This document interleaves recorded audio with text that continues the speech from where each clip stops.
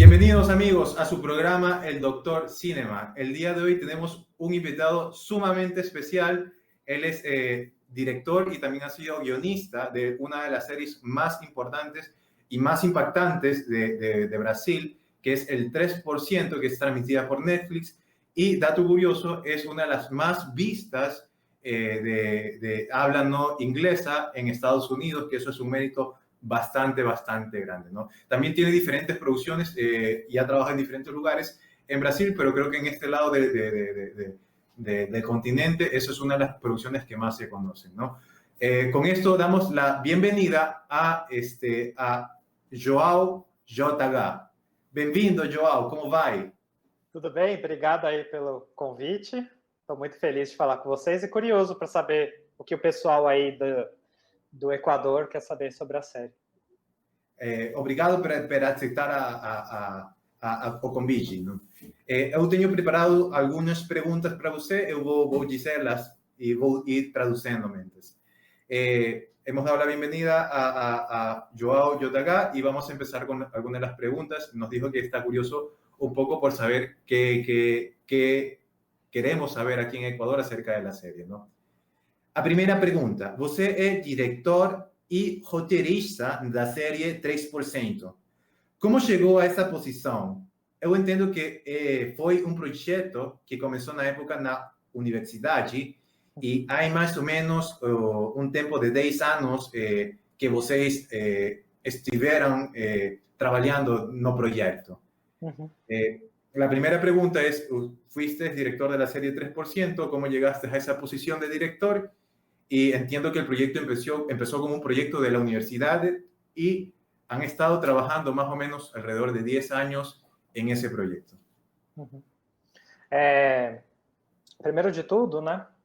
Vou falando bem devagar, que a história é longa, então se você quiser ir traduzindo aos poucos, você pode ir fazendo também. Ok. Antes do 3%, eu fazia parte de um coletivo com as pessoas da minha sala na faculdade.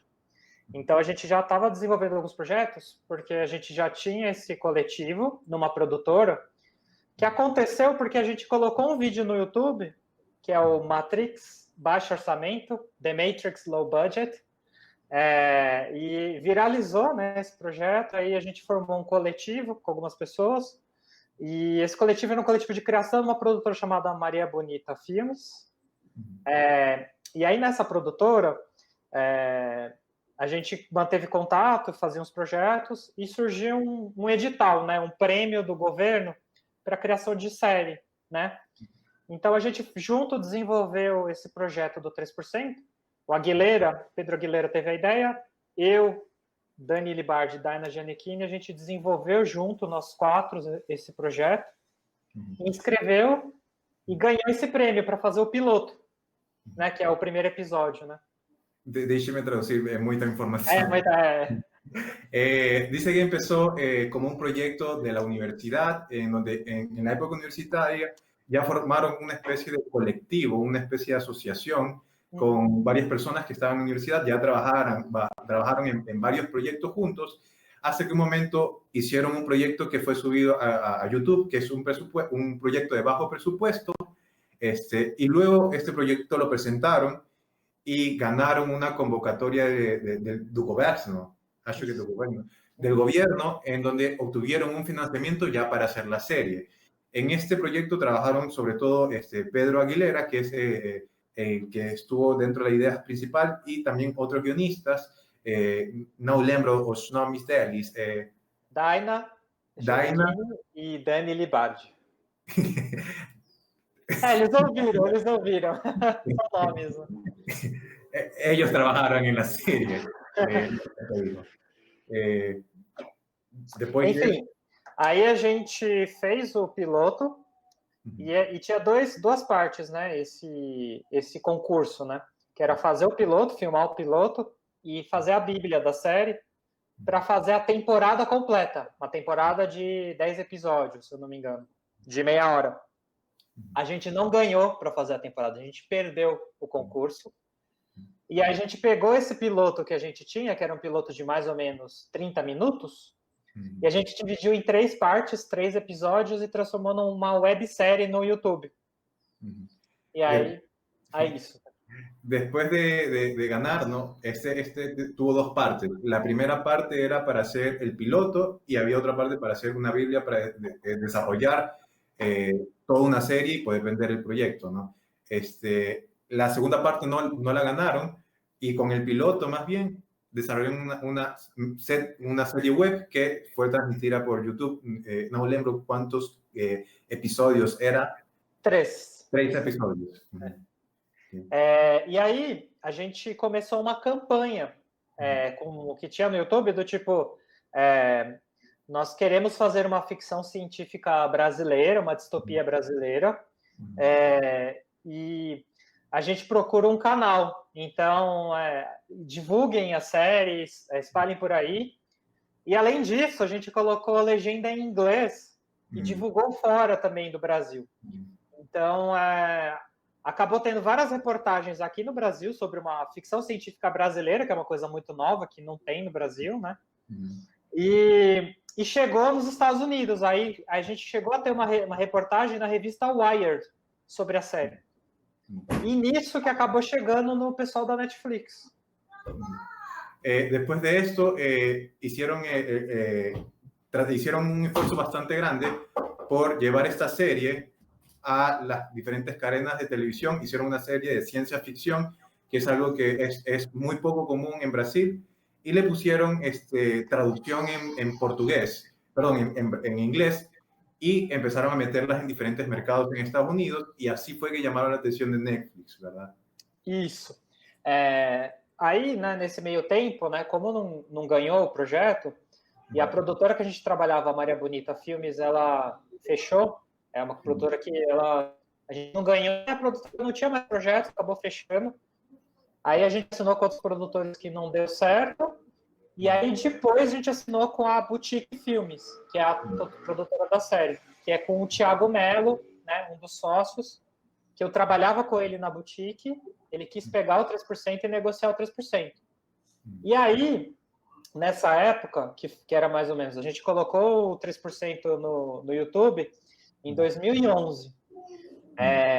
A gente filmou, né, em 2009, finalizou em 2010, colocou no YouTube em 2011.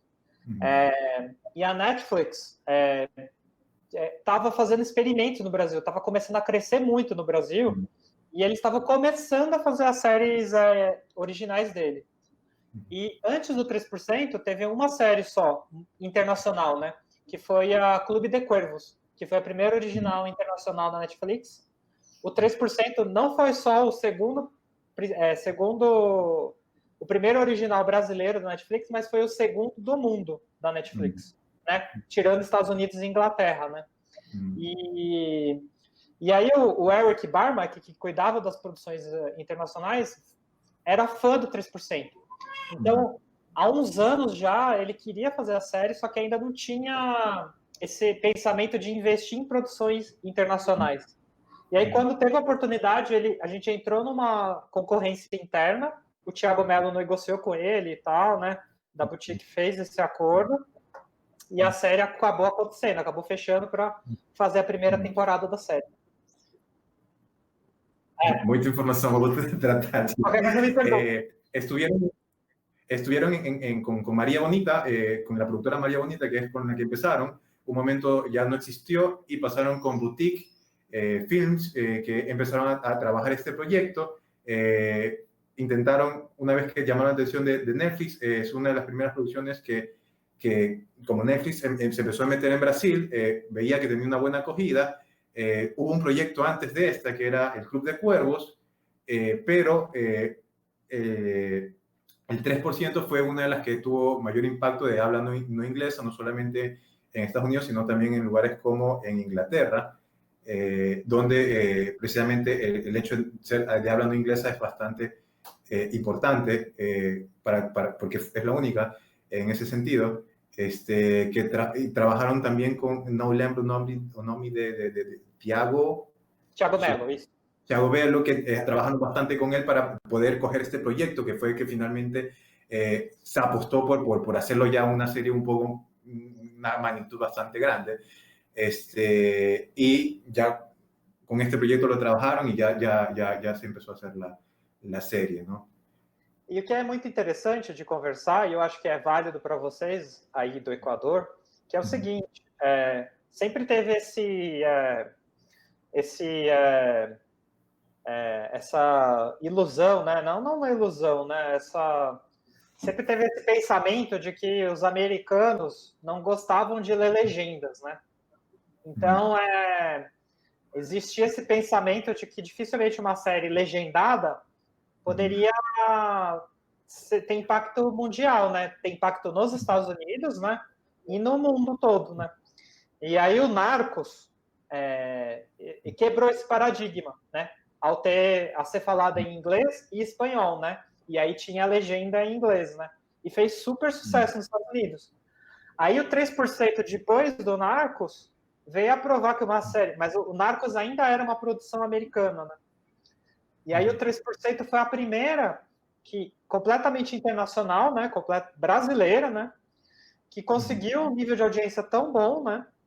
Que foi a porta de entrada para a Netflix entender que tinha que produzir mais internacionalmente, que as produções internacionais davam audiência não só no próprio país de origem, mas no mundo inteiro também, né? Que histórias locais poderiam ser mundiais, né?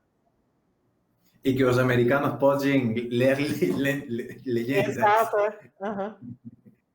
Estaba contando que para nosotros como mercado ecuatoriano es bastante interesante saber esto que pasó con la serie, que es que normalmente los americanos no suelen ver películas o series que tengan subtítulos, pero a partir del 3%, Netflix se dio cuenta de que el público estadounidense, que es un público bastante grande, sí les interesa este tipo de programas, sobre todo por el tipo de contenido que tiene, ciencia ficción, que es del mundo posapocalíptico, ¿no? Que desarrolló toda una serie de fans que estaban detrás de las series y que querían continuarlo. Y cuando ya vieron esta gran oportunidad que dijeron, tenemos el público, la gente sí lo va a ver a pesar de que tiene subtítulos y les gusta esto de acá, es un éxito, vamos a apostar por esto. Entonces ahí empezó a Netflix a empezar a invertir cada vez más en producciones que son nacionales, en este caso de Brasil, en idioma portugués, y en nuestro caso podría ser en español, que estamos en Ecuador. É só ver, né, o sucesso da La Casa de Papel, Dark, Sacred Games, que é da Índia. São séries com muita audiência, que atinge o mundo inteiro, né? Y ver series como La Casa de Papel, que está en español, la serie de Dark, que es alemana, no recuerdo el nombre de la serie, que es de India. Sacred Games. Sacred Games. ¿Cómo? Jogos Sagrados. Juegos Sagrados, Sacred Games, que es la serie de India, que también fue bastante importante y está en diferentes idiomas. Vis-a-Vis, que é falada em espanhol também. Vis-a-Vis, y así una cantidad bastante importante de producciones que no son estadounidenses, sino que mercados locales es lo que está apostando realmente. La Casa das Flores, que acho que é mexicano. La Casa das Flores, Club de Cuervos también es bastante grande, ¿no? Tenho uma seguinte pergunta. Você terminou da resposta anterior ou ainda tem? Eu acho que é só para completar, né? Porque a pergunta foi como é que eu cheguei, né, a ser diretor e roteirista. Que aí foi isso, né? Foi convencer desde o nascimento do projeto, né? De fazer uma ideia inovadora, né? Estar junto nessa ideia e tentar viabilizar essa ideia. E acreditar que conseguia. Então, por exemplo, no piloto, a gente era inexperiente, né? A gente estava no 4º ano de faculdade, né? E aí o que a gente fez? Eu, a Dani e a Daina, a gente fez um trio de direção para conseguir dar conta de dirigir um episódio, porque esse edital tinha um orçamento, né? Não era que era sem orçamento, tinha orçamento, entendeu? Era uma grande responsabilidade, né? Inclusive a série dar certo, né? E fazer a temporada. Então a gente teve que provar que a gente conseguiria. Então a gente se dividiu, né? A gente se juntou em trio para conseguir fazer isso. Um trio fundador. O trio fundador. E aí a gente também para trabalhar em trio, mas eu acho que é importante na vida de todo mundo, assim, mais do lado da direção, né? Pensar muito bem o conceito de direção, a sua proposta de direção, isso é muito importante.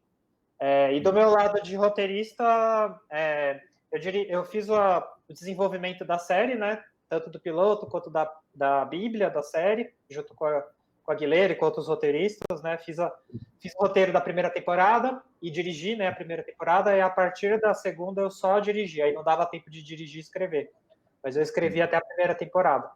Mas é isso, né, de estar no projeto, acreditar no projeto e fazer o projeto acontecer. Nos estaba comentando que para llegar a ser director y guionista de la serie, él estuvo desde el inicio del proyecto, ¿no? Y en ese momento estaba en cuarto año de la carrera y un proyecto sumamente grande, el cuarto año, todavía estando en universidad, es algo increíble.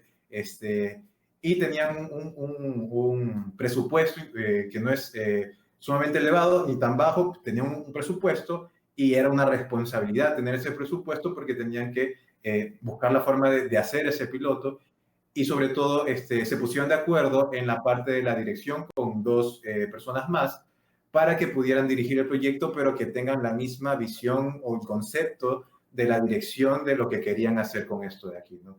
Una vez que tuvieron eso, ya sacaron adelante el proyecto, ya es así como llegó a ser director, no recuerdo de qué temporada era. En la segunda temporada ya no pudo trabajar de director y guionista, solamente se dedicou a ser de diretor. Mas, E uma coisa que é importante também, que eu acho que é legal de falar, que é entre filmar o piloto e a série ser fechada com a Netflix, demorou 6 anos. Então foram 6 anos ouvindo nãos, e insistindo, até rolar. Y algo muy importante que nos estaba comentando sobre todo es la persistencia, la tenacidad y de ser capaz de creer en tu proyecto por 6 años en los que desde que se graba el piloto, firma el piloto, hasta que Netflix compra los derechos, es un tiempo que es de insistir y oír muchos no me gusta tu proyecto, no lo quiero, intenta en otro lado, hasta que finalmente, ¡pum!, pegan y es éxito total en todo el mundo. Quando a gente filmou o piloto, não tinha Netflix no Brasil. Tinha a Netflix, quando a gente filmou o piloto, a Netflix, eu acho que não tinha nem streaming, eu não lembro quando eles começaram a fazer streaming, mas eles estavam no DVD ainda, né? Que era de aluguel de DVD, né? Incluso cuando empezaron a grabar el piloto, Netflix en sí mismo como que no existía, como Netflix lo conocemos ahora, probablemente estaba en la época que todavía era la parte de que rentaban DVDs, entonces no era el streaming como lo conocemos actualmente, ¿no? A otra pregunta, para un cineasta latinoamericano, ¿cuál sería a forma de verse o filme lanzado en plataformas como a Netflix? Você recomenda começar fazendo um filme e procurando um agente, uma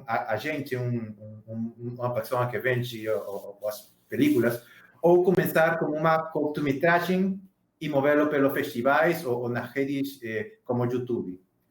La siguiente pregunta es, para un cineasta latinoamericano o ecuatoriano, ¿cuál sería la forma de ver su película lanzada en plataformas como Netflix?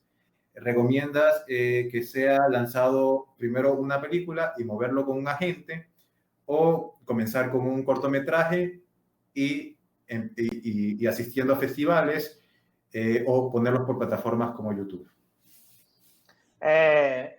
Eu não conheço muito, né, como funciona especificamente aí, né, no Equador, mas assim, eu acho que o espírito, né, que eu acho que a gente, como latino-americanos, acho que a gente compartilha, é o seguinte, a gente está na margem, né, a gente não está no centro, né, da produção cultural mundial, né, a gente tem esse poder muito grande, né, dos Estados Unidos e agora da China, né, um poder econômico, político, né, e cultural, né, muito grande, né, a gente consome muitos produtos deles, né, então a gente sempre vai estar em condições de desvantagem em relação a eles do ponto de vista técnico, né, do ponto de vista de orçamentos, né, só que a gente, como latino-americanos, a gente tem uma coisa que eles nunca vão ter, que é a nossa cultura. Então, seja a gente aqui no Brasil, né, o 3%, a gente quis trazer a cultura brasileira, o pensamento brasileiro, a forma de pensar a política brasileira, a desigualdade brasileira. Então, eu acho que, antes de tudo, antes de entender como fazer tecnicamente, eu falo, o que você, como latino-americano ou como equatoriano, tem a falar do seu povo, da sua identidade, que é tão profundo e tão verdadeiro que vira uma coisa universal, entendeu? Porque aí as pessoas de outros países vão se identificar com você, sabe? O que o Equador tem a trazer para o mundo, sabe? Especificamente. E é isso que eu acho que é interessante, porque aí não interessa se você está fazendo uma coisa com orçamento menor e tecnicamente com menos recursos. É uma coisa que vai ser única, que ninguém de outro país vai conseguir fazer igual, entende? Na outra entrevista, eu estava conversando com Fernando Suguloto e eu dizia para ele que o 3% é muito parecido a Black Mirror, mais latino-americano, muito latino-americano. Gostamos muito dessa produção por isso. Nos comentaba que nosotros como ecuatorianos estamos en una especie de desventaja porque en Estados Unidos tienen una producción que tiene un mayor presupuesto y también en cierta medida tenemos una especie de desventaja porque estamos acostumbrados a consumir productos de Estados Unidos, ¿no? Pero sin embargo tenemos una gran ventaja que ellos nunca van a tener, que es la parte de la cultura, la parte de la identidad. Y solamente nosotros como latinoamericanos, porque tenemos esa identidad, porque sabemos lo que sufre el pueblo, vivimos esta realidad latinoamericana, podemos hacer este tipo de producciones que hablan de esta identidad y al mismo tiempo llaman la atención porque hablan de cosas que son universales, ¿no? Entonces la pregunta que nos hacía él era, ¿qué tienes tú para hablar de tu pueblo, de tu identidad, que puedas contar a través de esta producción? E aí, indo do ponto de vista técnico, né, que foi a pergunta, né, a regra, eu acho, para o audiovisual é não ter regra. Porque, assim, você tem que inovar para conquistar as coisas. Então, eu sinto, né, que para cada projeto, né, você vai ter a melhor forma de conseguir divulgar esse projeto ou fazer esse projeto acontecer, e muito provavelmente não vai ser a forma óbvia. Você vai ter que dar uma volta, entendeu? Você vai ter que inventar uma coisa nova. Então, no caso do 3%, a gente ganhou um prêmio do governo, né, para fazer o piloto. A gente não ganhou para fazer a série, a gente perdeu. Aí a gente colocou no YouTube em 2011, a gente aproveitou aquela época do YouTube, divulgou pelas redes, divulgou por blogs, divulgou para jornalistas e conseguiu fazer sucesso. E mesmo assim, ainda demorou um tempo, demorou anos para o projeto rolar, mas mesmo assim chamou atenção, né? Eu gosto bastante do exemplo do Dear White People, que é Cara Gente Branca, que é uma série da Netflix, que, olha só, ele fez um trailer, né, do filme. Um trailer falso, sei lá, gastou um dia, 2 para fazer o trailer. Aí ele lançou uma campanha de financiamento coletivo, né, para conseguir, tipo, chamar atenção para o filme, conseguir financiar o filme. Filmou o filme, fez o filme, lançou para os festivais, ganhou festivais e tal. Aí compraram para virar série. Aí virou a série da Netflix, entendeu? Eu acho que tudo depende, assim, depende do que você quer. Você quer fazer um filme? Talvez possa ser legal você já começar fazendo um curta, talvez seja legal você fazer um trailer e divulgar, e tentar fazer um financiamento coletivo. Se você quer fazer uma série, eu acho perigoso, por exemplo, fazer um piloto completo, sabe? Eu acho que você pode fazer um teaser, né, alguns minutos, pode fazer um piloto que é só uma parte, só para chamar atenção também, porque ao mesmo tempo também custa caro, né, você filmar muito tempo. E às vezes você consegue fazer uma coisa muito boa em pouco tempo e não gastar tanto dinheiro para chamar atenção para essa ideia, né? Nos estaba comentando que, por ejemplo, para que una persona pueda hacer un proyecto que sea interesante, por ejemplo, para Netflix, no hay un camino cierto. Hay muchas formas de conseguirlo y prácticamente lo estás inventando continuamente y tienes que dar el 180 grados para buscar otra forma de financiarlo. En el caso de ellos, ganaron primero un interesante presupuesto del gobierno, pero no fue para desarrollar la serie, sino solo para el piloto, y perdieron la otra parte y tuvieron que ponerlo en YouTube, divulgarlo y buscar a diferentes periodistas, cadenas, y se queda hasta que finalmente tuvo un grupo de personas que fueron fanáticos y luego recién Netflix, después de 6 años, Netflix le interesó.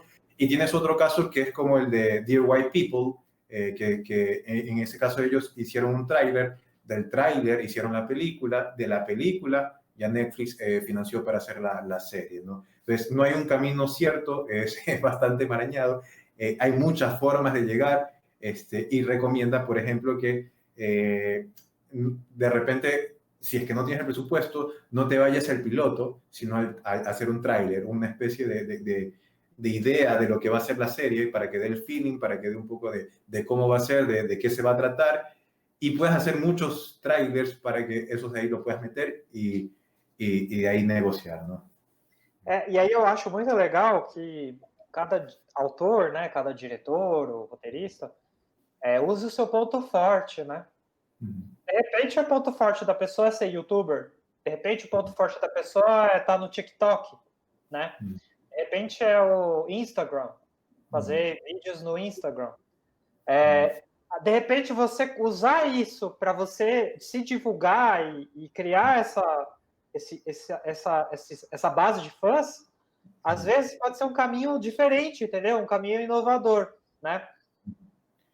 Y también dice que utilices tu fuerte como director o como guionista para divulgar tus producciones. A veces podría ser un camino como utilizar el TikTok, las historias de Instagram, el YouTube, como estos videos para aprovechar todas las instancias que tengas para difundir, crear tu base de fans de la serie y ahí salir adelante, ¿no? E até uma coisa que é muito legal, né, que é essa coisa das séries, né, tem a Writer's Room, né, a sala de roteiro, né? Para quem é roteirista e nunca fez uma Writer's Room, chama seus amigos e faz uma Writer's Room de uma série, se ajuda, sabe? Cada um desenvolve a sua, faz a Writer's Room, vão aprendendo, vão se fortalecendo, né, para vender esse projeto. Eu não sei como funciona para vender projetos aí, mas de você fortalecer o seu projeto, sabe? Y recomienda bastante que aquí en Ecuador, no sé qué tanto se ve esto acá, pero se formen Writers Room, que eso es bastante que se da en Estados Unidos y asumo que también en Brasil, que es una sala de guionistas en donde continuamente los guionistas están botando ideas, corrigiéndose el uno al otro y fortaleciéndose los proyectos, ¿no? Entonces es importante que te juntes con otros guionistas para desarrollar esos proyectos para hacerlos más sólidos, ¿no? Mesmo que você não tenha a série fechada, mesmo que você não tenha um canal, mesmo que não esteja recebendo, ganhe essa experiência por conta própria. Tome a iniciativa, entendeu? Aunque no tengas el proyecto ya finalizado y no tengas vendido, haz el Writer's Room, asóciate con gente, porque es la experiencia misma de fortalecerte como guionista, de juntarte con otros pares, la que te va a hacer mejor guionista y desarrollar mejores proyectos. Una pequeña pausa para lembrar a todas las personas que nos están para hacer preguntas. No se olviden, las personas que nos están viendo pueden escribirnos por Facebook todas las preguntas que quieran hacerle a Joao. Iba a dizer uma coisa. Iba a dizer algo em vocês. Não, eu perdi, desculpa. O que eu estava dizendo é que, de repente, né, vocês fazendo um projeto forte, né, e tá de pé, por conta, às vezes também, aí você encontra a forma, às vezes, de financiar isso, nem que seja no bolso, com um orçamento zero, na amizade, para conseguir fazer o projeto rolar aos poucos, entendeu? De criar alguma coisa que depois gere que essa série seja comprada, né, por alguém, por algum canal, por alguma plataforma, pela Netflix. Y también lo que nos estaba comentando es que precisamente de esa sala te juntas con gente y haces con pequeños presupuestos o presupuestos ceros con colaboraciones y sacas un primer proyecto que ya puedes empezar colocando en diferentes plataformas, que eso es bastante importante, empezar. A seguinte pergunta que tenho é, numa entrevista vi que você recomendou que os alunos façam um esforço para estudar a parte do trabalho da produção, que erros ou sucessos você acha que houve quando a série começou? Se pode ser 2 erros e 2 sucessos? E qual parte da produção deve ser mais enfatizada quando alguém estuda cine ou produção audiovisual? La pregunta fue, en una entrevista vi que recomendabas que los alumnos deberían esforzarse un poco más por estudiar la parte de producción. ¿Qué errores y qué aciertos crees que existieron cuando la serie comenzó? Si pueden ser 2 aciertos y 2 errores, o la cantidad que fueran. ¿Y cuál parte de la producción crees que se debería enfatizar más para estudiar las personas que están comenzando la carrera? Acho que assim, eu não vou falar especificamente erros e acertos, eu vou falar mais do ponto de vista do desafio, né? Principalmente a primeira temporada do 3%, né? Pelo tamanho da série, assim, né? E assim, as demandas, né? Eu acho que você falou com o Zucoloto, ele deve ter falado várias coisas, porque eu acho que o departamento dele, que é o da arte, né? É um dos departamentos que mais é difícil, né? Porque é muito caro, tudo é caro, né? Móveis, figurinos, cenários, né? E do caso, assim, de produção mesmo, né? Efeitos de CGI, né? A fotografia também, né? A necessidade de lentes, movimentos, a iluminação é muito cara da série também, né? Tudo tem um padrão, né? Que você tem que seguir. E no caso da Netflix, você tem que finalizar em 4K também, né? Que tem isso também aumenta, né? A qualidade que você precisa filmar e também, consequentemente, o custo, né, da produção. Então, era um desafio muito grande fazer uma ficção científica no Brasil, sendo que a gente não tem a tradição, né? Então, além de todas as questões de planejamento que uma série grande pede, que são muitos personagens, né? Muitas locações, né? Muitas cenas de ação, né? No 3% tem muitas cenas de ação e isso gasta tempo. Então, tempo, né? Tempo é dinheiro. Então, esse planejamento de tempo, quantas páginas por dia filmar? A gente filmava no ritmo super rápido a primeira temporada. A gente filmava, tipo, 7, 8 páginas por dia, sabe? Isso é muito rápido para uma série de ação e de ficção científica, né? Quer ir traduzindo? Aí eu vou continuando. Nos comentaba que más que errores o aciertos, nos va a contar acerca de desafíos que tuvo la serie. Especialmente como es una serie sumamente grande, tuvo desafíos, por ejemplo, la dirección de arte, hacer los edificios, que era sumamente caro, la iluminación, el vestuario, los peinados, la cantidad de actores que habían, las escenas de acción, y el hecho de ser ciencia ficción, el CGI, la computer graphics, las animaciones que habían de esta parte futurística que había, ¿no? Entonces, todo eso implicaba un presupuesto bastante grande y una responsabilidad también bastante grande.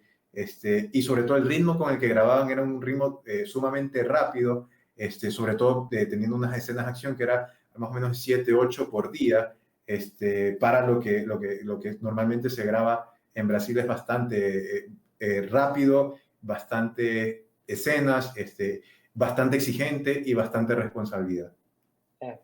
E aí eu acho que a pergunta também foi o que começar estudando em produção, né? Eu acho que, primeiro de tudo, é entender que a criação e a produção precisam ser unidas, assim, sabe? Não pode ser separado.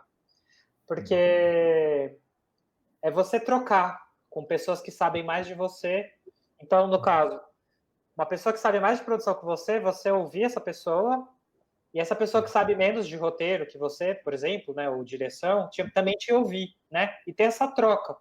Porque é difícil falar especificamente, depende de cada projeto, né? O que é mais caro, né? No caso do 3%, por exemplo, tinha muito efeito de computação gráfica, né? E eles são efeitos caros. Então, na produção, você tinha que pensar quantos efeitos você ia ter em cada episódio. Porque senão não ia dar tempo de fazer com a qualidade que precisava e com o preço que precisava, entendeu? Então, na pré-produção, você planejar isso era muito importante. Aí, por exemplo, outra questão do 3% que encarecia bastante era a questão de quantidade de sets. Porque não só a quantidade de locações, que não eram tantas, mas de sets diferentes, salas diferentes, variações. Isso é super caro também, porque é uma série de ficção científica. Cada locação nova, você vai ter que ter uma decoração completamente nova e com objetos e cenografia que não existe, né, no nosso mundo real. Então, você não consegue as coisas prontas, né? Você tem que trabalhar em cima, você tem que criar, né, os objetos. Isso é caro também. Muitos atores é uma coisa muito cara, né? Você tem muitos personagens, costuma encarecer uma produção, né? Muitos figurantes também é caro. Você precisa de uma cena de multidão, é importante que você não tenha muitas cenas de multidão, porque se você precisar de muitas diárias com muitas pessoas, cada pessoa não é tanto individualmente, mas você multiplica isso por 100, por 200 pessoas, por 1000 pessoas, é um valor absurdo, né? Nos estaba comentando que de la parte de la producción que es interesante estudiar, sobre todo es la parte de entenderla, que la parte de creación con la parte de producción debería no trabajar separadas, sino unidas. Y cuando trabajan separadas, suele ser que una parte obvia a la otra, es como decir, tú no sirves el guionista o tú no sirves el de producción, pero en verdad tienen que trabajar juntas para hacer una mejor producción, ¿no? Tanto el guionista como el que trabaja en producción, porque eso va a hacer que se haga mejor el producto final, ¿no? En este caso nos comentaba que, por ejemplo, en el 3%, tiene bastante CGI y tú al momento de la preproducción tienes que saber más o menos cuántas escenas con imágenes por computadora vas a tener, porque eso es un poco más caro y no puedes excederte de un tipo de una cantidad de tomas que tengan CGI y asimismo cuántas cantidades de tomas vas a tener en diferentes locaciones o escenarios, ¿no? En este caso nos comentaba que no necesariamente eran locaciones en sí mismos, sino que cada escenario armado implicaba un presupuesto que encarecía la producción, ¿no? Entonces también tener eso en cuenta, porque tienes que saber hasta cuándo te va a dar el bolsillo para gastar, ¿no? Cuánta gente vas a tener ahí, ¿no? Las multitudes son difíciles de manejar, ¿no? Ese tema de producción también es importante saber cuánto se va a gastar, cuán difícil es grabar con mucha gente ahí grabando, ¿no? El vestuario y demás, ese tipo de cosas encarecen la producción y tú tienes que entregar un producto de calidad. Y si no tienes la calidad y vas a arriesgarlo todo porque se escriba bonito, al final tiene que ser un empate, ¿no? Que se escriba bien, pero que esté de acuerdo con la producción para que el producto sea lo mejor possível, né? E aí o que eu acho muito importante é, na fase de roteiro, a produção vir junto e até mesmo um assistente de direção, não sei como é que vocês falam aí, de fazer a análise daquele roteiro e entender na pré-produção, antes de começar a filmagem, o que está sendo mais caro, sabe? Eu acho que o produtor tem que falar para o roteirista o que é caro e o roteirista tem que falar para o produtor o que é importante. Porque, às vezes, de repente, sei lá, você quer mostrar que um cara... Sei lá, vou supor, você tem um personagem rico que você quer fazer uma cena em que ele é arrogante. Aí está escrito no roteiro, ele está dirigindo a Ferrari dele e bate na traseira de um carro só de zoeira, sabe? Você vai amassar a Ferrari?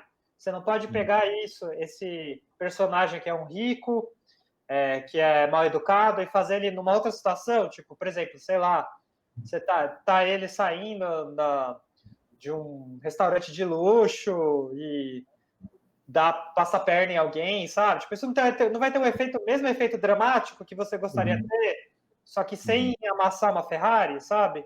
Então, às vezes é isso, né? Tipo, o preço de uma coisa, o preço de outra, não compensa o efeito dramático, né? Então, por isso que quem é roteirista, ou diretor e roteirista, né? Tem que ter um diálogo muito franco com a produção, de troca mesmo, né? Com a produção, porque às vezes a produção está lá se matando para produzir a Ferrari, para fazer o truque da Ferrari ameaçando, e às vezes o roteirista nem, na verdade, não ligaria se trocasse isso, sabe? E de repente metade do orçamento da produção está nisso, entendeu? Nos estaba comentando que también es importante que los guionistas se comuniquen con los productores para que uno le diga qué cosa está dentro del presupuesto, el producción al guionista, y el guionista le diga a producción qué cosa es importante, ¿no? Porque de repente hay una escena que tú quieres decir, hay una persona que es rica, pero es despectiva con las demás personas, y va conduciendo el Ferrari, de repente lo choca o hace algo con el Ferrari que termina dañándolo, ¿no? Entonces, hay otras formas de hacer esa escena en donde él se vea que es despectivo con las personas, de repente saliendo de un restaurante o alguna cosa así, que tenga un efecto parecido dramáticamente, pero que no sea tan caro de producir al mismo tiempo, ¿no? De repente sí hay unas pequeñas diferencias, pero es lo que tiene que conversar producción con los guionistas para que no haya un desgaste en cuanto a la producción en recursos, sino que vayan mejor encaminados. O roteirista, né, e o diretor, os criadores, têm que entender as dificuldades de produção e o que é mais caro, o que é mais barato, o que é melhor, o que é pior do ponto de vista de produção. E a produção tem que entender o que é mais dramático, né? O que é mais importante dramaticamente, qual que é o que precisa mais para o filme ter o impacto, que precisa, de repente, às vezes, uma coisa de linguagem também, de linguagem ou dramaticamente, né? E aí esse equilíbrio que é bom, entendeu? El guionista es el que tiene que entender qué es lo que es caro, qué cuesta más en una producción para saber qué es lo ideal que vaya en el guión, y la producción tiene que entender qué es lo más importante dramáticamente. Y ahí es en esa discusión donde se buscan las respuestas que sean más aplicables para la producción final, ¿no? Exatamente. E eu, por exemplo, como diretor, né, eu sempre quero o máximo de qualidade, né? Eu sempre quero o melhor possível. Mas eu não vou ter o melhor possível o tempo inteiro e durante as filmagens inteiras. Então, eu tenho que saber qual que é a minha prioridade, né? Isso tanto do ponto de vista de diretor quanto do ponto de vista de roteiro mesmo, né? De entender qual a prioridade dramática, qual a prioridade... Às vezes também, quando você é diretor, você tem uma prioridade de linguagem, de repente alguma cena que você quer amplificar a parte de dramaturgia com uma cena, um plano sequência, um plano, né, especial, né? Mas assim, você tem que entender que você não consegue, se você quiser fazer tudo, pegar a média de tudo, quiser fazer tudo, caber o melhor possível de tudo, vai ficar tudo mediano. Se você quer fazer tudo o melhor possível, você vai começar fazendo o melhor possível, e aí você vai estourar o tempo, você não vai mais ter tempo para fazer as coisas, vai estourar o orçamento, e aí a partir daí você não sabe mais, você vai fazer o pior, porque acabou o orçamento, acabou o tempo.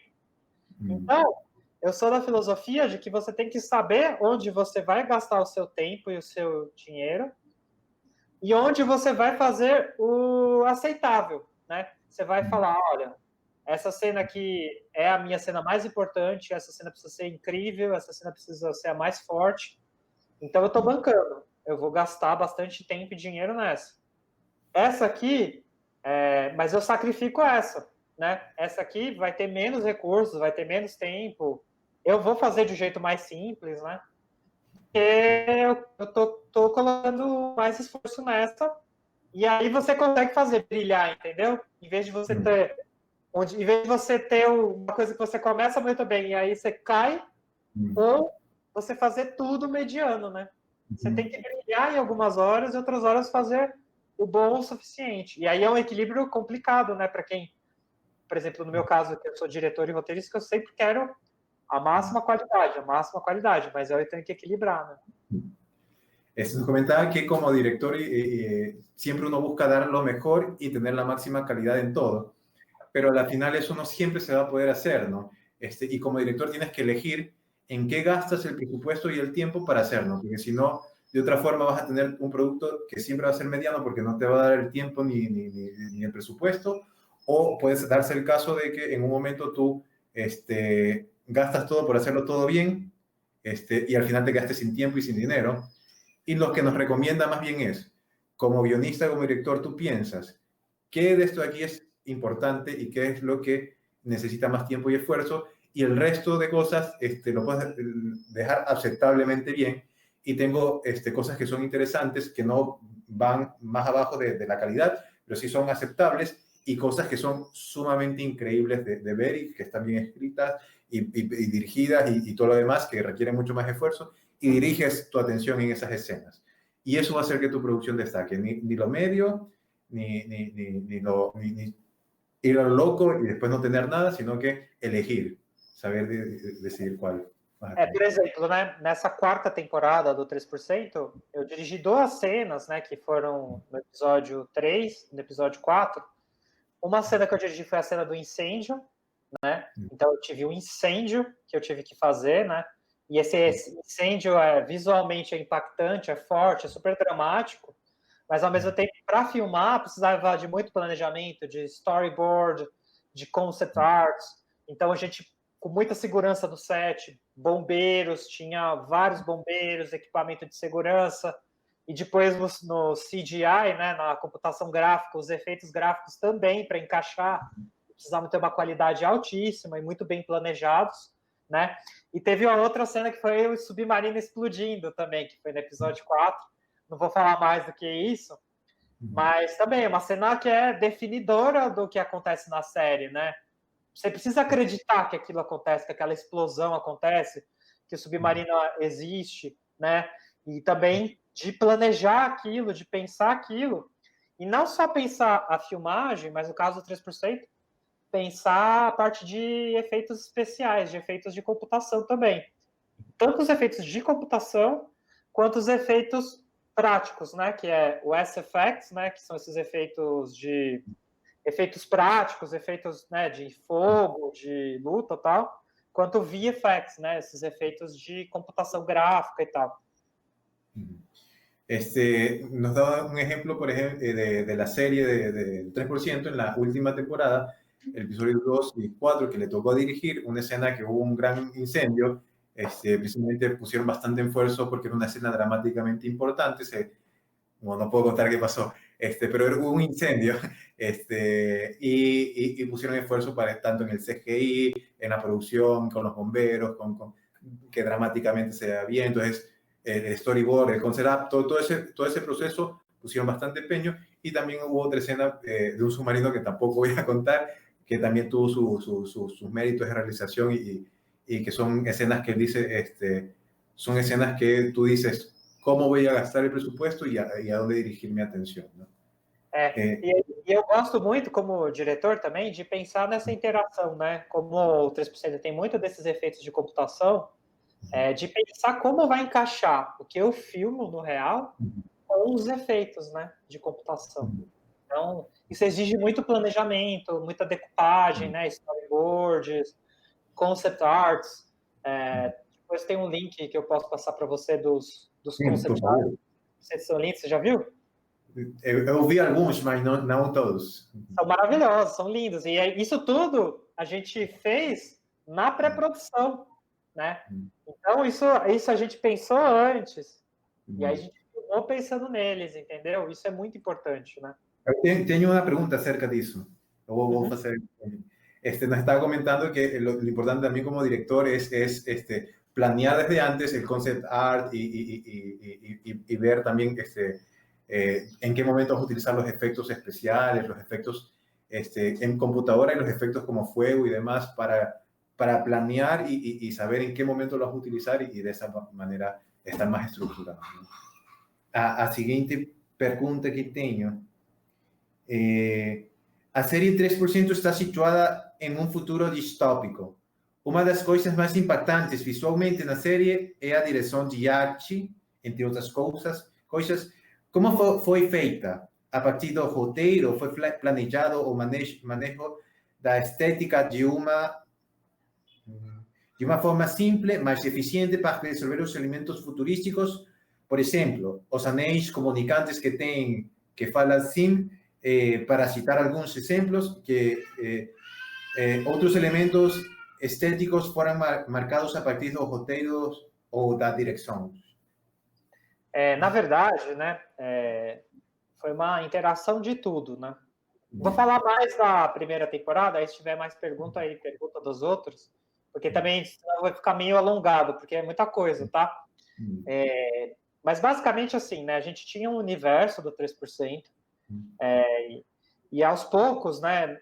Quando a gente fez o piloto, era um universo que era mais frio, assim, né? Era mais ditadura soviética, parecia uma coisa antiga.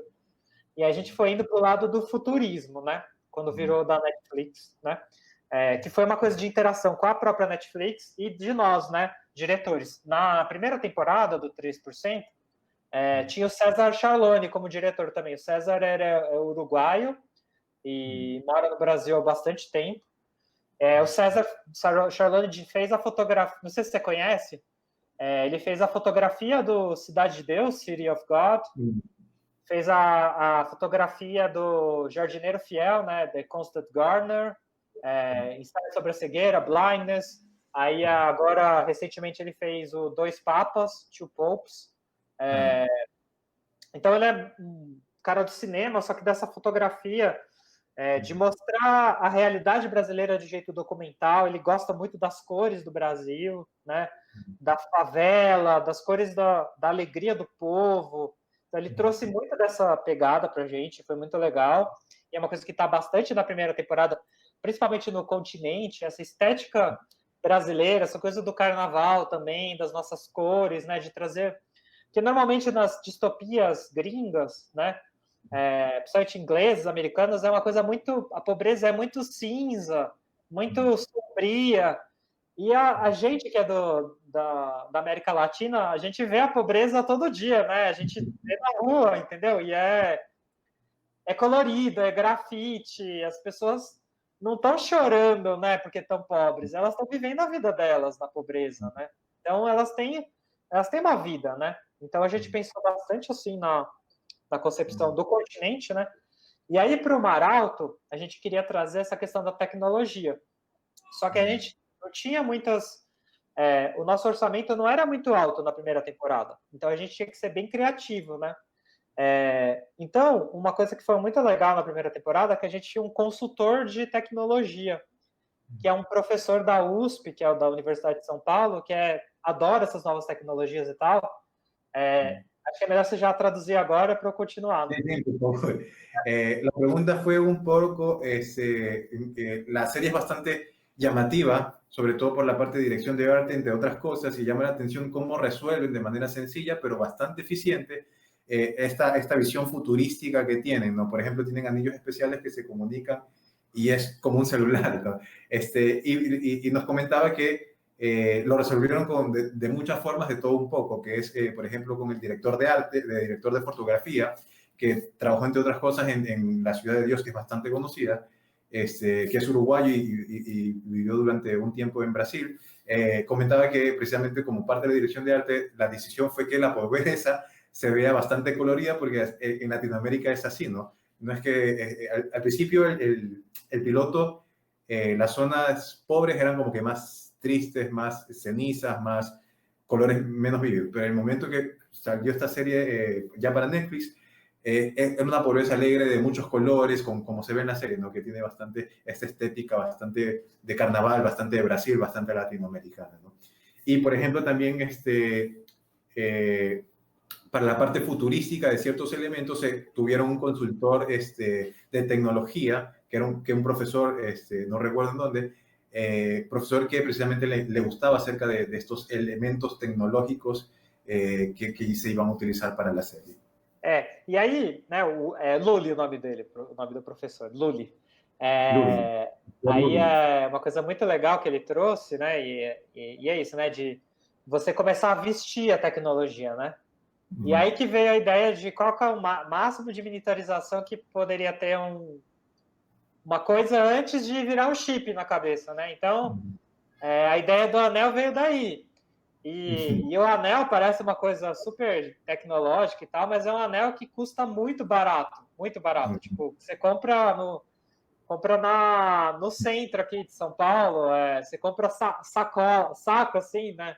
Paga barato, sei lá, deve ser $2, sabe? Um saco de anéis, entendeu? Então é bem baratinho. Então, às vezes, é uma coisa que parece uma coisa muito tecnológica, mas na verdade é porque é o uso criativo daquilo, né? E aí outra coisa que a gente também trouxe muito na primeira temporada do 3% foram projeções, né? Então, projeções em telas, a gente queria gravar as telas em tempo real, com a câmera na mão também, não ter que ter toda a aplicação de pós-produção. Então, tinha bastante projeção, né? Projeção mapeada. Então, tipo, a gente planejou muito, né? Salas com projeção 360 graus. E aí, uma coisa que tinha um artista que foi muito massa, que era o Velasquez na primeira temporada, e tinha os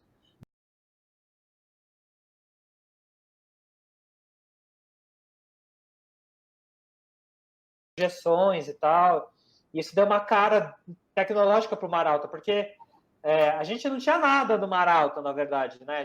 O Maralto era o mais caro para a gente produzir, né? Era o mais na primeira temporada, né?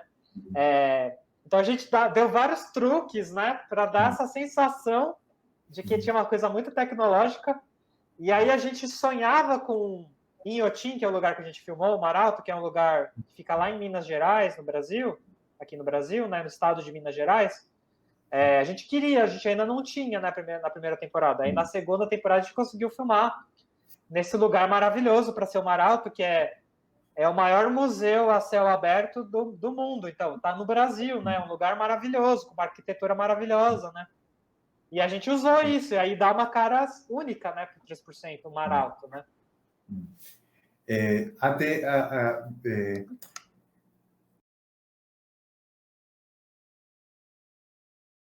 Eu traduza o que você disse. Temos quantas perguntas? Tem tempo ou Eu? você? Aham. Tem Ah, tempo? quantos tapes você precisa? Acho que duas perguntas temos. Duas perguntas mais. Duas? ¿Estamos bien? Ajá. Tamo, vambora. Nos estaba contando que entre todas las cosas que se produjeron, el anillo, por ejemplo, dice que es una forma de resolver bastante sencilla, que no es que fue precisamente el profesor que la propuso, que es un anillo que podría encontrar en cualquier lado de Brasil, en el centro, y que costaba $2 el saco, que vendían un montón de anillos. Y otras cosas que se utilizó bastante para todo esto de acá es las proyecciones en CGI, que se utilizaban bastantes en todos lados dentro de la primera temporada. Luego ya en la segunda temporada, supongo con un mayor presupuesto, tuvieron la oportunidad ya de grabar en Mar Alto, que ya era un lugar sumamente fantástico en Minas Gerais, que es un lugar en Brasil, que es un lugar que es bastante bonito y que tiene un centro cultural bastante importante, y que lo que le permitió grabar todas estas partes también que tenían CGI, también estas partes que se ven bastantes edificios modernos y demás, ¿no? Entonces, en ese sentido es cómo lograron todo esto, ¿no? As perguntas do público es as seguintes. Saludos desde Quito. Eu vi que as temporadas de 3% até o final eu gostei muito. Eu sou roteirista da ciência ficção. Como se pode lograr uma ciência ficção creíble sin exagerar con los efectos o mundos fantásticos y sin perder a atenção do público? Não sei se eu consegui fazer bem a pergunta, mas como você consegue fazer a ciência ficção, a ficção científica, sem que os efeitos especiais sejam muito...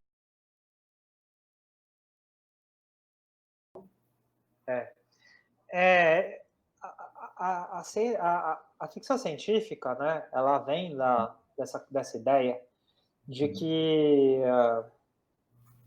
é um elemento fantástico, de como se a ciência chegasse a um ponto de criar um elemento que muda a realidade, né?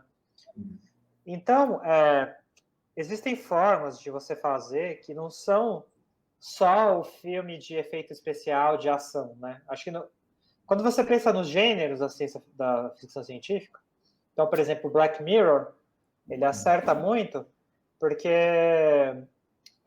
o gênero é mais suspense, né? Então, você foca em poucos personagens, em poucos elementos. De repente, você tem um chip no seu olho que você está gravando tudo. Isso não é efeito complicado, e é ficção científica, né? E aí, de repente, se você está gravando tudo, se você acha que sua esposa está te traindo, você vai entrar numa noia, você vai ficar voltando tudo que aconteceu com a sua esposa para tentar descobrir isso. Isso é ficção científica também, entendeu? Então você pode... existe a ficção científica que é mais externa, de mundos grandes, né? Exploração espacial, futurismo, né? Você ir muito para o futuro. Existe o cyberpunk, né? Que são essas realidades, né? Blade Runner e criando esses mundos, o próprio The Matrix, né? Mas existe um outro tipo de ficção científica que é mais interno, né? E se mudasse uma coisa no mundo, né? Por exemplo, a gente está vivendo agora a pandemia do Covid-19, né? Isso poderia ser uma ficção científica, né? E, na verdade, o que é, né, a pandemia do Covid? Você tem medo de um vírus, né, que está se buscando essa vacina, e ele é transmitido pela fala, né, pela respiração, né, e quando suja a mão, né, você precisa lavar a mão. Então, todo mundo na rua de máscara, né, você está vendo as pessoas na rua de máscara, né. Isso não seria uma ficção científica hollywoodiana, né, ela seria uma história na Covid, né. Por exemplo, você poderia abordar a história dos cientistas do laboratório, né, como é que é o mundo real, né, de você descobrir uma vacina para a Covid, né? E a concorrência com todas as outras vacinas no mundo inteiro que estão sendo desenvolvidas, né? Qual que é a pressão que você tem, né, de encontrar a cura para isso, né? Então, existem as ideias, eu acho que é fugir do megalomaníaco, fugir dessa coisa da jornada do herói. Eu acho muito legal usar a jornada do herói como ferramenta para fazer histórias mais pessoais, sabe? Mas eu digo fugir dessa jornada do herói excessivamente de herói mesmo, né? De super-heróis, né? Então, dá para criar, dá para fazer ideias de ficção científica menores, mais contidas. E a principal questão o que a ficção científica está mexendo com a emoção do seu personagem, né? O que isso mexe com a parte interna desse personagem? Isso é uma boa ficção científica. Inclusive, a primeira ficção científica é o Frankenstein, né? Então, é a história de um cientista arrogante que quer criar um outro ser análogo a um ser humano, que perde o controle disso, porque, de fato, esse ser ele é senciente, ele vai querer ter uma vida como outra, mas ele não criou outro ser para essa pessoa. Ele cria uma pessoa que quer se relacionar, mas o Dr. Frankenstein cria isso e não tem como. Mas, ao mesmo tempo, é uma metáfora sobre o que a própria autora do livro, a Mary Shelley, estava sentindo, porque ela tinha perdido vários filhos, ela tinha perdido o marido, é sobre a morte, é sobre perder, é sobre o terror disso, do medo, né? Então, a ficção científica toca em várias coisas profundas também, né? Quanto mais profundo, mais forte, né? La pregunta fue cómo hacer una ficción científica sin exagerar los efectos visuales, cómo crear todos estos mundos fantásticos. Y nos estaba comentando que hay diferentes tipos o formas de hacer ciencia ficción.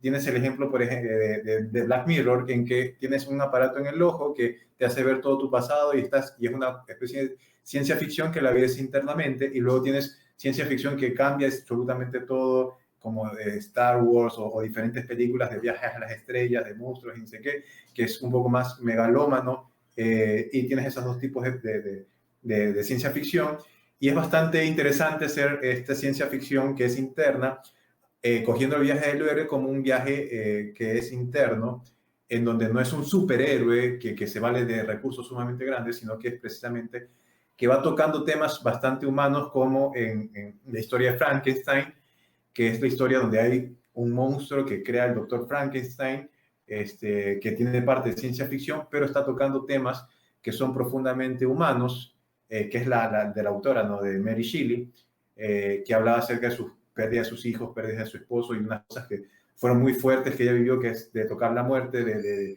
que es precisamente lo que se trata del monstruo. Entonces, Eso es como se puede hacer la ciencia ficción que nos comentaba, una cosa que es externa y otra cosa que es un poco interna, ¿no? A última pergunta para não roubar mais tempo de você. Por falar de roteiro, entendo que para escrever vocês trabalham em equipe, de guião, a equipe de roteiro.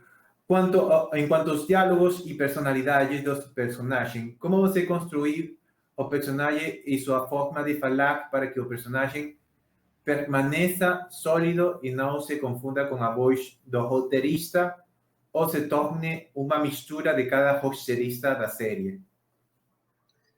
Uma coisa que é muito importante, né, nas séries é ter, na sala de roteiro, né, é você ter um roteirista-chefe, né? Então, no caso do 3%, o roteirista-chefe é o Pedro Aguilera. Então, tinha uma sala de roteiristas, o Aguilera, mais 4 roteiristas na primeira temporada. Aí, depois, na segunda temporada, acho que tinha mais uns 6 ou 7 roteiristas. Mas aí ele supervisionava tudo, né? Tipo assim, você precisa do chefe do roteiro para coordenar a sala, para saber qual que é... Porque precisa de uma direção, precisa de uma palavra final a sala de roteirista. Por isso que precisa de um chefe. Pode ser que seja uma dupla de chefes, entendeu? Mas ele precisa ter uma visão. Porque aí você vai usar o que é de melhor de cada um na hora de criar. Então, precisa, numa sala de roteiristas, de vez em quando, muitas vezes, você vai jogar ideias fora e ficar com algumas. Só que você não pode reprimir também. As pessoas têm que falar as ideias delas.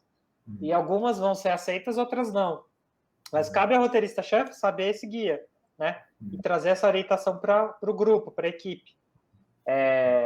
E aí, depois, cada pessoa vai escrever um episódio, né? Vai ter uma divisão de roteiros, e o roteirista-chefe vai revisar isso, né? Para trazer essa unidade para a série. Unidade é uma coisa muito importante em narrativa seriada, porque são roteiros, são muitos episódios, né? O arco é muito longo dos personagens, você precisa de coerência, né? Do início ao fim, né? La pregunta fue un poco acerca de cómo lograr la unidad dentro de todo el guión sin que cada uno de los personajes hablen como el guionista o al final de que todos sean como una especie de un solo personaje, ¿no? Y nos estaba comentando que la forma de hacerlo es tener una mesa de guiones en donde varios guionistas aporten ideas, pero tener un jefe guionista, porque precisamente es una dupla de guionistas, ¿no? Un castado fundador, que tengan la visión de cómo va a ser la serie, de cómo son definidos los personajes. Entonces todo el mundo lanza ideas, pero finalmente el que decide o no acepta las ideas son los jefes o jefe de guionistas, ¿no?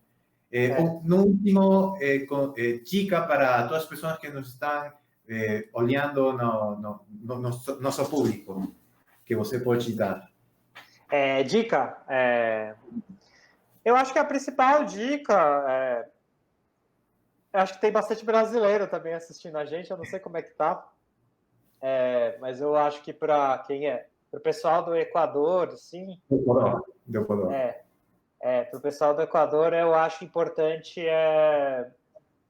acreditar na sua cultura e fazer projetos equatorianos que encaixem com o mundo, sabe? Vocês mostrarem o valor da cultura de vocês para o mundo, sabe? Porque vai ser uma coisa nova. E para brasileiros, eu falo a mesma coisa. Os brasileiros têm que mostrar, não ter vergonha, porque eu acho que eu sinto que no Brasil a gente acaba muitas vezes sentindo vergonha das coisas ruins, né, que tem no nosso país. Mas é o que faz a gente ser único, ser brasileiro, nascer onde a gente nasceu, entendeu? Fazer parte desse povo, né? Eu acho que aí vale para qualquer país latino-americano, entendeu? A gente tem que valorizar isso, porque... E a partir assim, se o nosso povo consegue gostar do nosso audiovisual, isso é maravilhoso. E se você conseguir fazer chegar no nosso povo e fazer uma coisa muito verdadeira, chega no mundo todo, entendeu? La pregunta fue un último consejo que quieras darnos para todo el mundo, y nos preguntó si era para ecuatoriano o para brasileño. Al final es válido para todos, es que creas bastante en el producto que estás haciendo, pero sobre todo que creas en tu identidad y qué tienes que decir como ecuatoriano, como brasileño, a todas las personas hacia el mundo entero con la producción que estás haciendo, porque es una cosa que, a pesar de que muchos menosprecian el hecho de la identidad, de ser el país que eres, de venir del pueblo que eres, de si eres de Brasil, si es de Ecuador, y al final consumes muchas cosas del exterior, cree en tu identidad, cree y apuéstalo, porque dice que tienes mucho que dar si realmente experimentas y ves dentro de tu identidad y la compartes con el mundo entero, ¿no? Es lo que nos comenta, ¿no? Obrigado pelo seu tempo, eu agradeço muito, porque você ha sido bastante generoso com as dicas, com os conceitos e, sobretudo, com o seu tempo. Obrigado. Graças. Agora vamos à parte das conclusões. Forte abraço para vocês. Esperamos que nesta pandemia você fique muito bem. Vocês também. Tudo de melhor para vocês aí. Aí é só fechar aqui? Só fechar. Tchau. Obrigado. Chao, chao.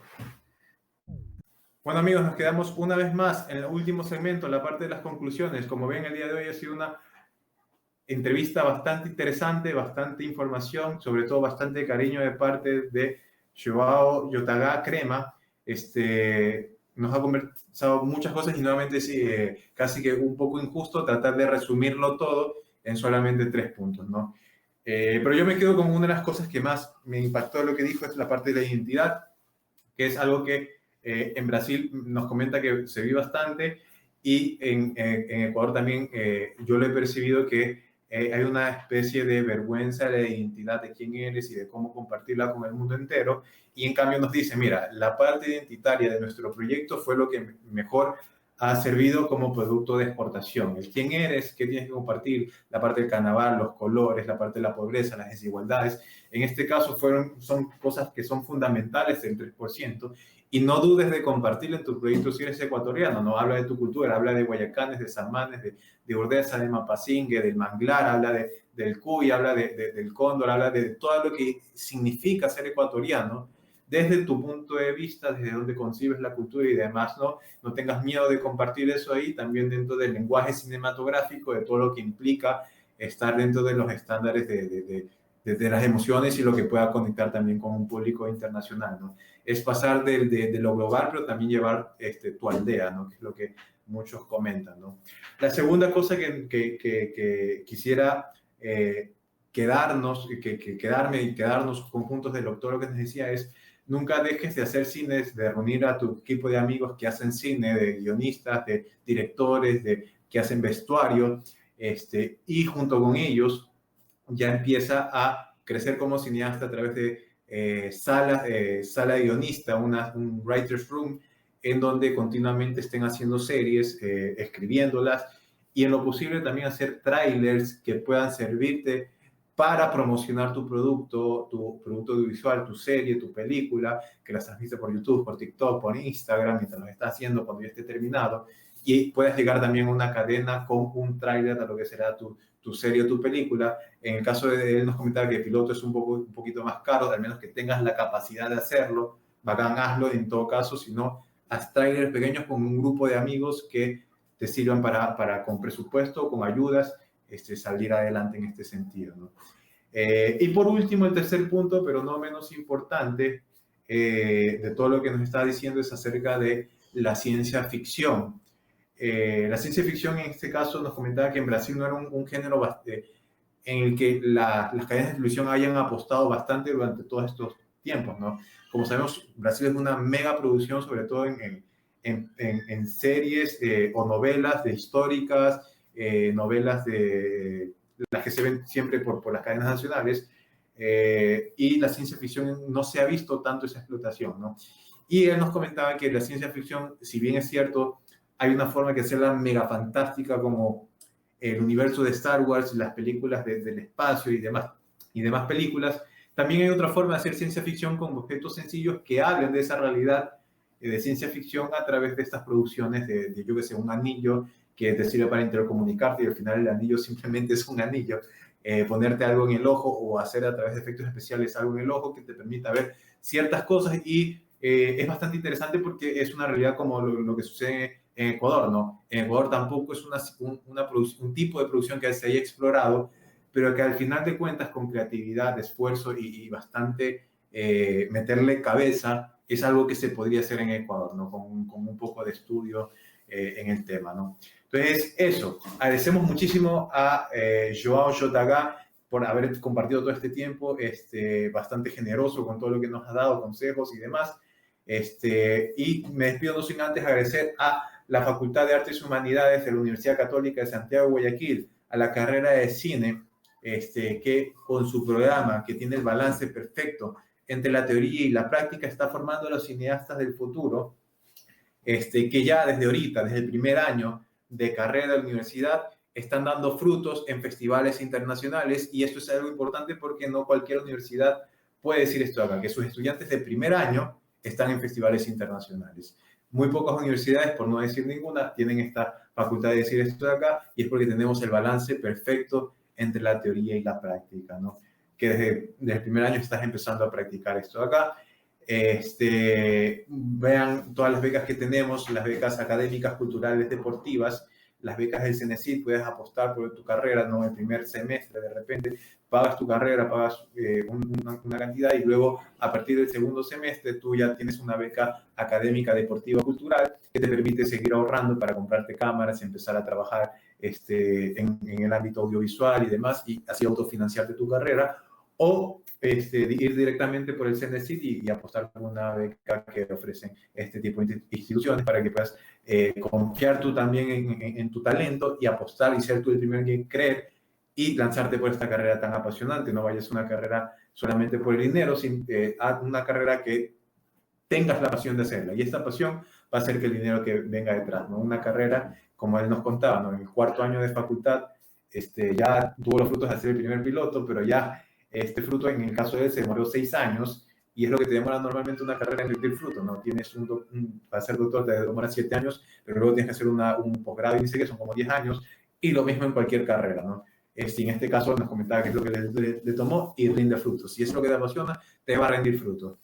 Agradecer también al canal UCSG Televisión, que nos transmite todos los sábados por su señal, a Denise Gonzaga, que es la directora de contenido, que nos permite estar ahí todos los sábados a las 7 de la noche. Un saludo afectuoso también a toda la gente que comparte nuestro contenido. Los queremos mucho más, que si no lo comparten, puedes compartir nuestro contenido de YouTube, de Facebook, de Instagram. Estamos en Facebook como Carrera de Cine, Universidad Católica Santiago Guayaquil, y en Instagram como Cine UCSG. Un agradecimiento sumamente especial también a Alex Umani, que si ya no fuese posible este programa, vayan también a ver su programa, que es Cinema On, todos los viernes.